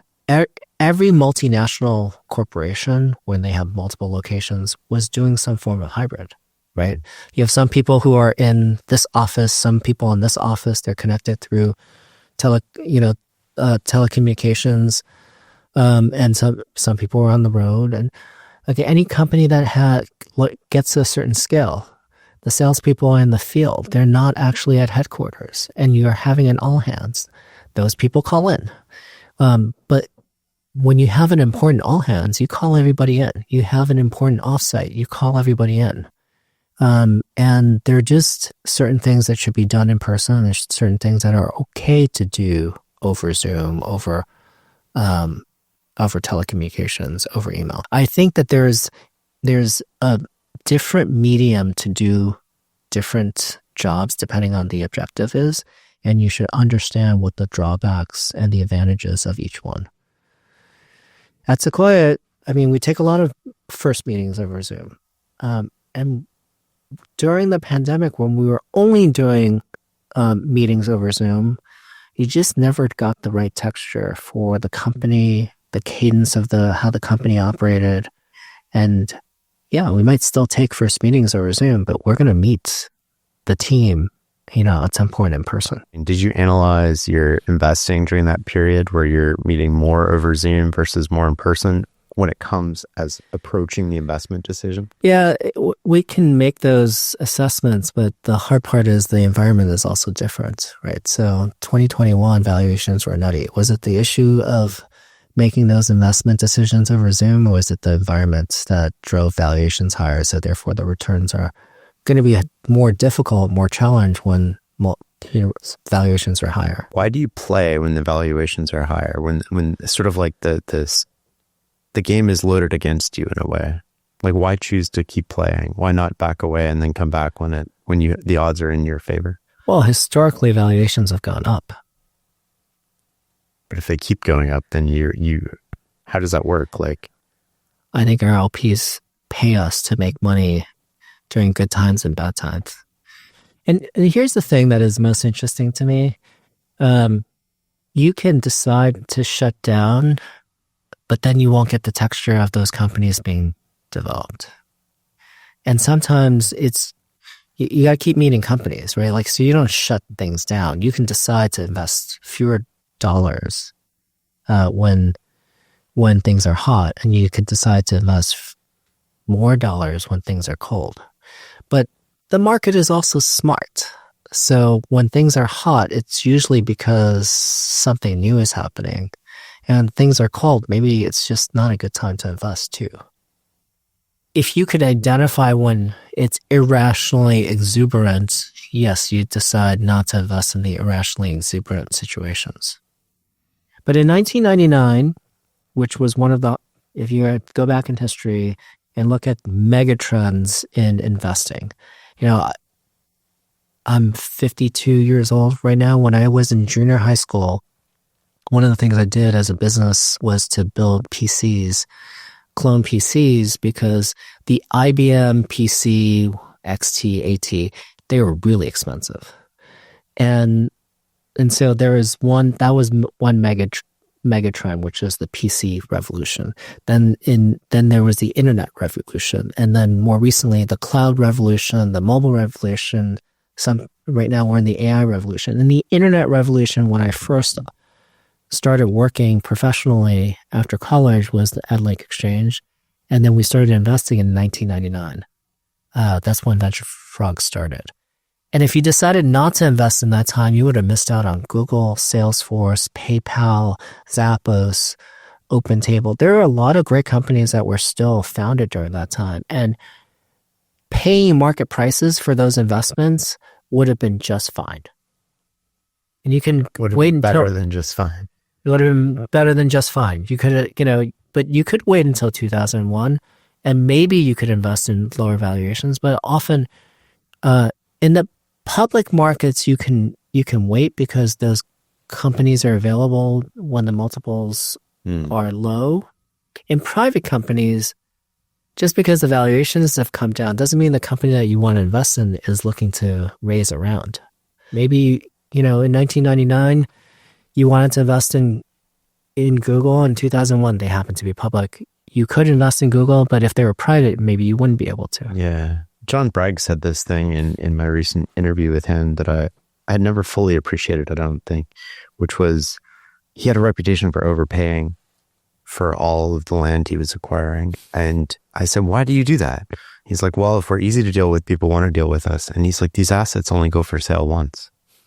And he's like, so maybe it takes 12 years instead of 10 to get our payback, but it doesn't really matter because there's no opportunity 10 years from now to buy it again. Yeah, I think that's an example for us. It's the same as true in investing in private companies. It's still much better to pick the right company and slightly overpay than to invest in something that is cheap. You brought up AI as sort of like the next revolution. Where are we going with AI? Where do you see that? And obviously, the longer we go out in the horizon, the harder it is to predict. So maybe let's start with what do you see as the next 12 months in AI? And where do you think we sort of how do you envision sort of 12 months to 5 years? It's funny because I think in the history of technology changes, I think Bill Gates said this, it's easy. We almost always overestimate what things are going to happen in a year, and we underestimate what's happened in 10 years. Yes, it's harder to imagine 10 years out, but in the business I'm in at Sequoia, we are paid to make investments and to hold them long term, and we do have to sort of imagine 10 years out. In the next year, these foundation models are getting so good that you can see certain things being automated that we used to do that we're not going to do as much. But I think, the next step after that is if you think about, lots of people talk about customer service and how we can automate some of the customer service emails or calls and things like that. Okay, let's say we do that. What's next? Well, then you should reimagine the customer experience. And so AI will help us automate some of these things, and there's be massive cost savings. But AI should also allow us to reinvent the customer experience. And that's why we're very excited about a company like Sierra. They're not just going to help you automate customer service tickets. They're going to help you reimagine what customer service looks like. Just similarly to what happened in the internet. In the internet happened, we could book things, we can book travel on the internet. We didn't have to call a travel agent. It changed the experience. We could search. That changed the experience. It broadened, I had to imagine where I wanted to go and call someone to get me a ticket or to get a hotel. Now I can search. So my imagination could be broadened, and that just changed my experience of travel. The airlines didn't allow you to change tickets once you bought them because that was in some back-end system. They didn't want to open up that system. Now we can change flights on the website. Well, the same will be true with AI. Start with automation, start with new experiences, and the experience will completely change over time. And it always takes a little longer. I remember we talked about autonomous vehicles probably 10 years ago, and today we have autonomous vehicles working in a few cities with Waymo. People imagine that would be solved very, very quickly. But where are we going? I think we're going in a world where many of the problems that we have in the past will get solved through automation. Many of the many new problems will get solved through AI because they're going to be as good as we are in doing analysis and being creative and things like that. And so I think it will be a very, very productive megatrend. One way to explore this topic is to ask you what you're looking to avoid with AI investments. And I'm thinking, maybe something that comes to my mind is it's a wrapper over ChatGPT or something. What are you trying to avoid when it comes to making AI investments? So the wrapper is a good example of something. It is just a different user interface on top of a foundation model. But, I think we're trying to make sure that something persists. And if it persists, it has its unique distribution. It's embedded into your workflow. It has true ROI for a long period of time, and it changes the experience. Other things I'd say we try to avoid is things that are roadkill along the way of a company like OpenAI or Google or Amazon or Meta. So small refinements into what the model doesn't do well today, that's just going to be roadkill along the way. And then I think we're trying to avoid things that sound good, but they're not good businesses. Back to 1999, there were a lot of things that had lots of usage that had no revenue. And so right now there's a different example where there's a lot of test revenue, but the churn is very high because people don't stick. So there are a lot of things where you see very, very fast adoption, but the churn rate is very, very poor. So we're trying to avoid those kind of companies. Do you think Google and Microsoft, how do you think you compete with them on a foundational model basis? They can scale into enterprise overnight. B, they can spend $100 billion on GPUs. How do you think about that? Are we going to end up in a world where there's only a few foundational models and we're all going to plug into them? To be honest, I don't know, but I'll tell you this. In the history of technology investing that I've been involved with, if you're afraid of the incumbents, you should just punch out.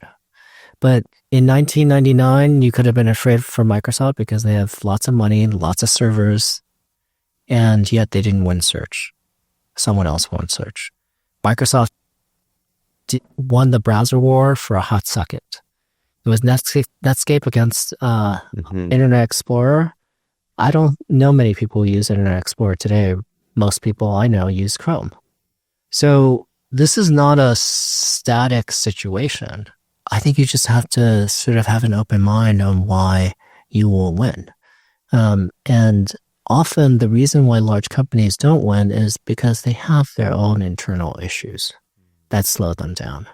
So Microsoft during the internet, it was the antitrust situation. And that slowed them down. They could no longer bundle IE into the operating system, and so they had to break all those things apart. Google has its own regulatory challenges, and so does Microsoft. So I don't presume that they're all just going to win because they have a lot more money and they have a lot more capital and they have a lot more people. And besides, if you thought that, then I would be out of a job.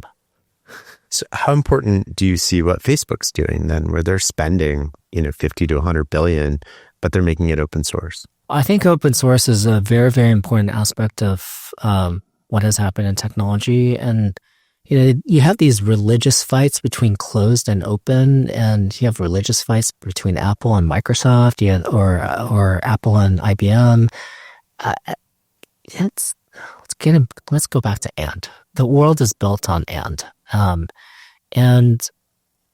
Open source in the internet days, there were lots of things that were built on open source, and some of it was closed source and some of it is open source. And I think the same will be true with AI. There are going to be things where you just want to host it on a closed source model because it has the breadth of functionality. And there are things where you can only make it work if you use your specific data, train it very specifically for you, and you're going to use open source models for that. And just like, Google built a great business that is pretty closed source on open source software like Linux. I think the world of AI is going to be and as well. There'll be closed source and there'll be open source. I want you to imagine you're in charge of, let's say, Canada and the US and maybe the UK, and I tell you that we are optimizing to be the best in the world at AI. What are the policies that you think about? How do you approach this problem? And how do you encourage us to be the world leaders? I'm maybe overly optimistic about human nature.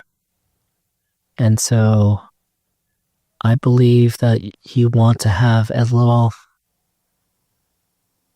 regulation as possible in the early days. Let people experiment. Let people try things. And is it all going to be good? No. But if we had over-regulated the internet, it would not have grown to the scale that it is today. And do we have problems on the internet? Absolutely. And so I believe in sort of having regulation that is more open than not, and then slowly close off things that you know is not good or the behavior is not good. Regulators often worry about the fact that if you wait too long, you won't be able to regulate it. I don't know if I believe that. And then on the flip side is, it's always been, I don't know of a time that has ever worked to fight against technology and to overregulate technology. You could have overregulated the fact that the scribes were going to no longer have jobs because we came with the printing press. You can go all the way back in time like that. Or figuring out how to have a plow so that you need fewer people to sow seeds because the plow could do the work of 3 or 4 people all the way up to a tractor. How have we done trying to regulate or overregulate or control things that sort of make human beings much more productive? That's what we're talking about with technology. That's what we're talking about with AI. And then, if you want to start applying regulation, there's maybe a slightly different framework that I would use, which is you want, as an example, with the combustion engine, nobody regulated the engine. We regulated what engines can go on the streets, what can go into a plane. You regulated how it was applied. But in a lab, and people were, sort of doing research and trying to make the combustion engine even more powerful, you being more fuel efficient. You don't regulate that. You regulate it when it gets in the hands of a consumer. So that was a like removing barriers almost, but like what about amplifying? What about the push? How do we encourage more? How would you embrace this as a country? The market is pretty good at pushing. When they see opportunity, that more and more capital goes into it, more people go into school to, in almost every single technology revolution I've been part of, there are too few people who understand that technology. So when it was the PC industry, there are some people who understand mainframes, very few people who understand PCs. More and more investment went into PCs, more and more people bought PCs, more people started using PCs, more people started building applications for PCs. And so over time, there was just a lot more people and a lot more investment in it. People went to school to sort of write software specifically for the PC as opposed to the mainframe. That happened in the internet. Most people didn't know how to build a website. More and more people learn how to program in HTML and Python and Linux and learn how to use Linux to build today. And that happened with cloud and mobile. So today we have probably too few people who really, really understand the technology and its application. But you have so many people going into it today because they see the future is going to be powered by AI. And so wait a year or two. I bet you there's plenty of push today. That's why the valuations are high for AI companies. And wait a year or two. There's going to be a lot of things that are going to be built. In fact, the hot take is that many things will be overbuilt. So maybe we're building too many GPUs for a year or 2 years out. Maybe there are too many data centers that have GPUs a year or 2 years out. And maybe those things will get cheap. And when they get cheap, we'll find new applications when it gets really, really cheap. That would be sort of the history of market. Actually, it's interesting that you brought up, don't fight technology. There's a saying in investing, don't fight the Fed. It's sort of the same sort of, and then what? The Fed is way more powerful in many respects. Than technology? No.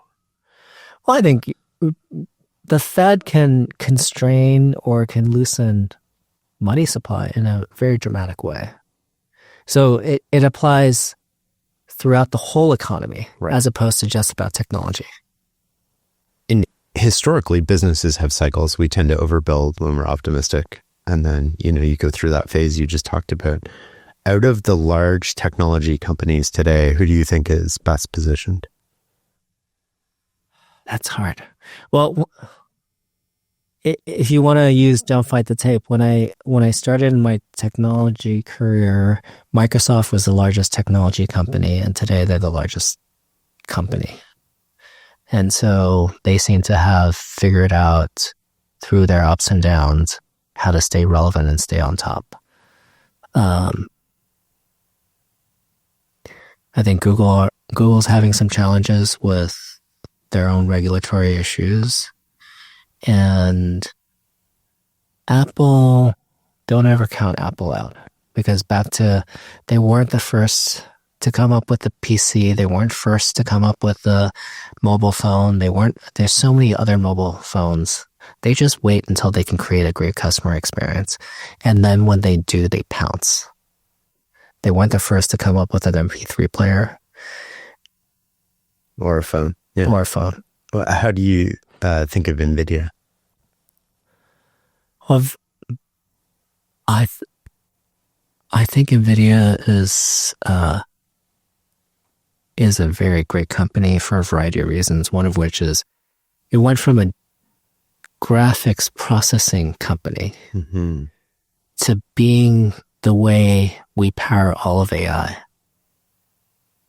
And they fought for so long about this idea of parallel processing, where the CPU worked a certain way, the GPU worked a different way, and the GPU is now shown to be more powerful. But after we sort of got to the edge of Moore's law, the GPU is winning out because they can process things much more efficiently.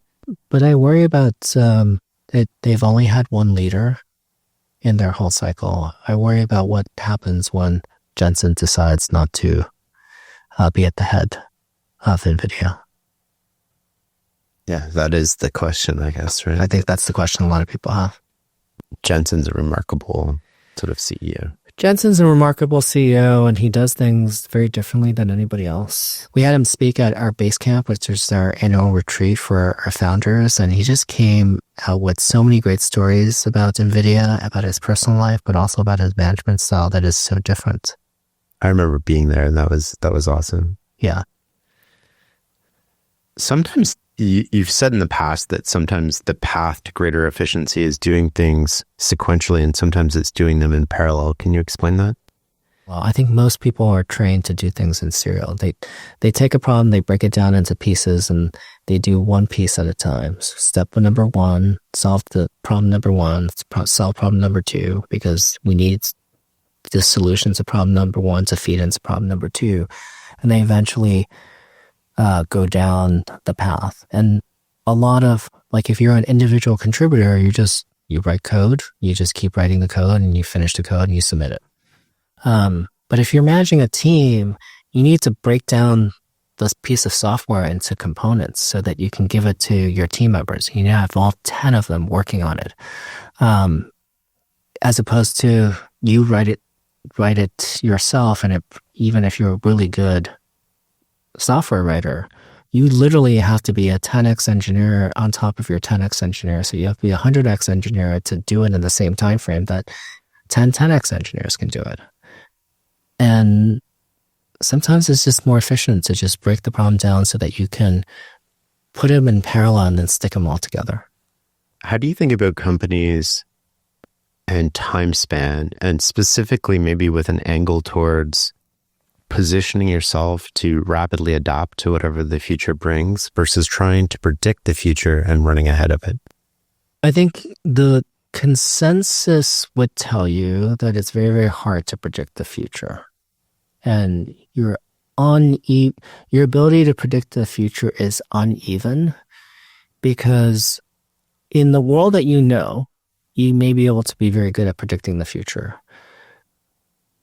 But the world is not stationary, and the world changes. And in this new world, trying to predict the future when you don't have many facts or many patterns that you can go against, it's much better to have a machine that knows when to pounce than to try to predict what's going to happen. Go deeper on that, a machine. Well, your company is in some sense a machine. And so you're trying to figure out when you should pounce on an opportunity. You're building, and you decide, I'm going to take this path now. And you're going to make your company go in this direction because you see the opportunity in this path. Maybe make it the example more concrete. Perhaps, as an example, DoorDash started with food delivery, but specifically restaurant delivery. And they waited until they figured out an advantage that they can have in grocery. But the mechanism by which to deliver restaurant food and grocery food were pretty much the same. And figuring out when to enter the grocery market had a lot to do whether the company was ready. The customers were ready. The market was ready. The grocers were ready. And you can predict that customers want this before they want it, or you can just wait until you see lots of customers bang on the door, writing into DoorDash, hey, can you also get my groceries? And so it's a matter of do you want to be pushing the customer to do what you want, or do you want the customer to pull you in the direction that they want to go? Is the biggest risk there that you try to tackle two problems at once? Like I'm assuming they knew they wanted to get into groceries. So part of the risk at the start is if we're focusing on restaurants and groceries, all the time we're spending on one of those two things, and not all of it, but a lot of it's coming at the expense of the other. Or do you see that as no, it's not? It's a very sharp insight that you have. I think the one thing that you'll find is that there are lots of examples that I could use to support your conclusion there. Because before DoorDash happened, there were plenty of other service solutions. And most notably, there was Grubhub. Mm-hmm. That was just the website. And then they passed the order to the restaurant, mm-hmm. and the restaurant delivered.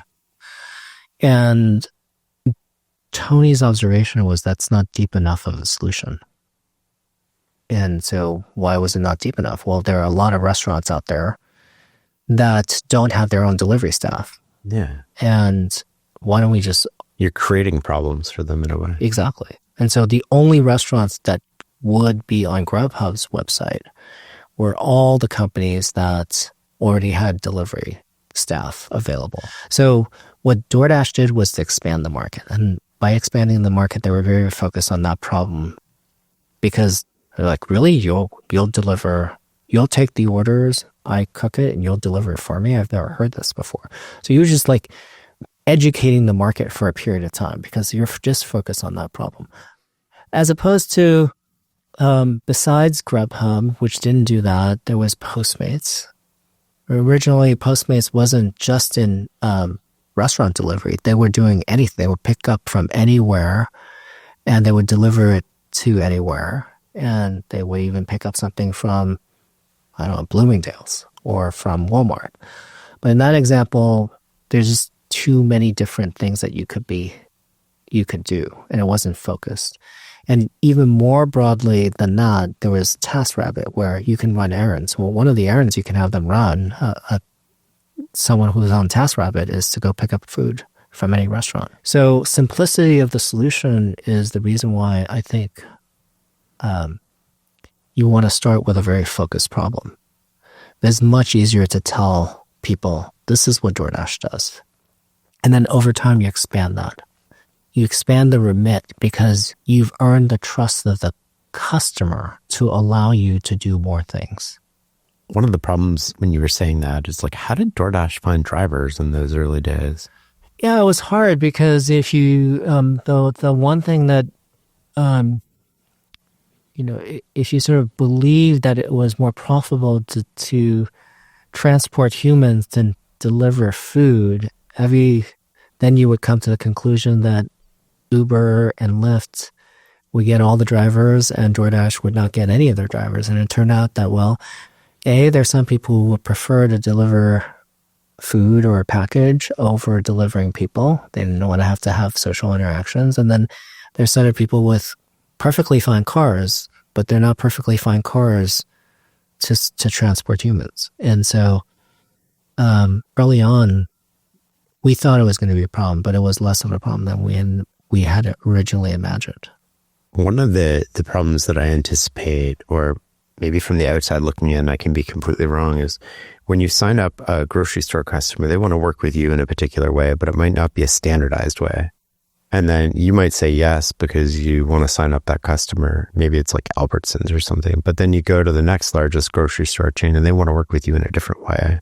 How do you think through the standardization, which is like, no, we work in this way, versus creating all of these one-offs? And I see a lot of startups do this where they want to sign a customer, so they'll violate sort of like their standard procedures, and they'll create these one-off contracts and technical solutions, and then and they're trying to get revenue so that they can still exist. How do you think about that trade-off? I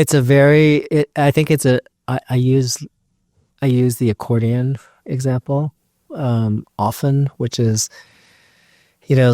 you pull the accordion too far, and then you have to push it back in. And, at some level, if you are super rigid, you're not going to win your first few customers. Mm-hmm. So at the very beginning, the accordion is completely folded, and you do pull the accordion and you allow things that you may not have allowed, you may not want to allow in that very early days.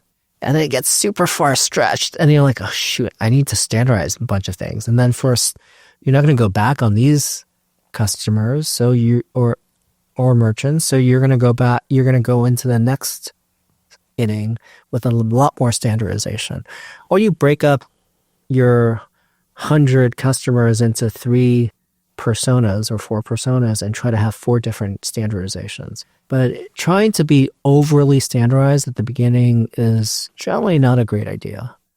And the opposite of that is have a standardized product and then allow customization on the edges. And I think a lot of software companies try to do that. When build a platform, look, the platform is not changing. You're buying the platform.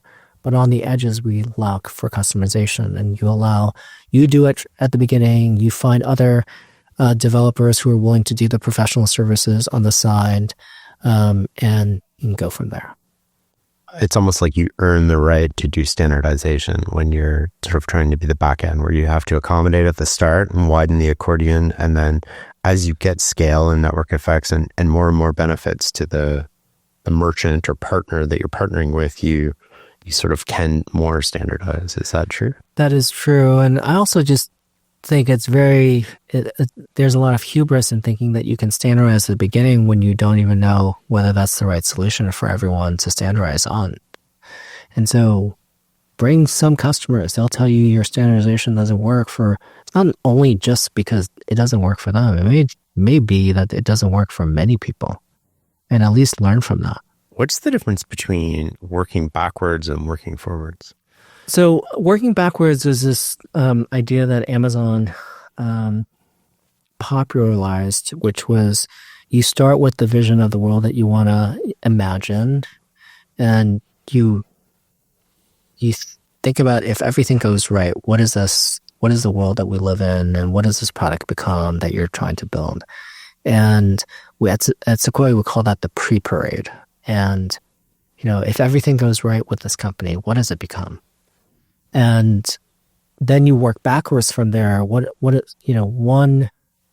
year before that, what does it look like? 2 years before that, what does it look like? And Amazon popularized by working backwards, meaning that go from the future all the way to today. And I love that concept in a sense, but I've also seen lots of founders struggle to take it from the future, which they have this great vision of the world, and really map it all the way back to today. They map it somewhere 5 years out, 10 years out, but they can't map it to today. And I also tell founders, okay, that's the future that you're aiming for. Here are the realities of today. What does it look like 1 year ahead, 2 years ahead, 3 years ahead? That's working forwards. And if the two don't match, probably you're not on the same trajectory. And so I believe in having founders work both backwards and forwards. Often when when you work backwards and you think you have a great plan and then you misexecute and you don't know that you're not executing, it's because you haven't worked forwards on what the year 1, 2, and 3 look like to be on that trajectory. What are the 2 or 3 mental models you keep coming back to most when you're making a decision?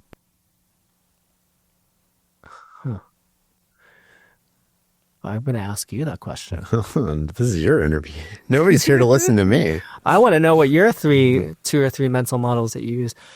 I think the one that I learned from Amazon is whether this is a type 1 or type 2 decision. And, if it's a type 1 decision, I've learned from Brian Chesky to run out the clock because you can't go back.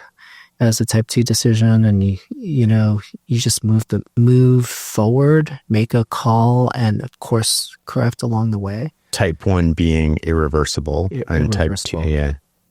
So if it's irreversible, run out the clock, meaning like get all the information, make sure that that's a high confidence decision. Type 2, if you can always change it, make a fast decision and keep iterating.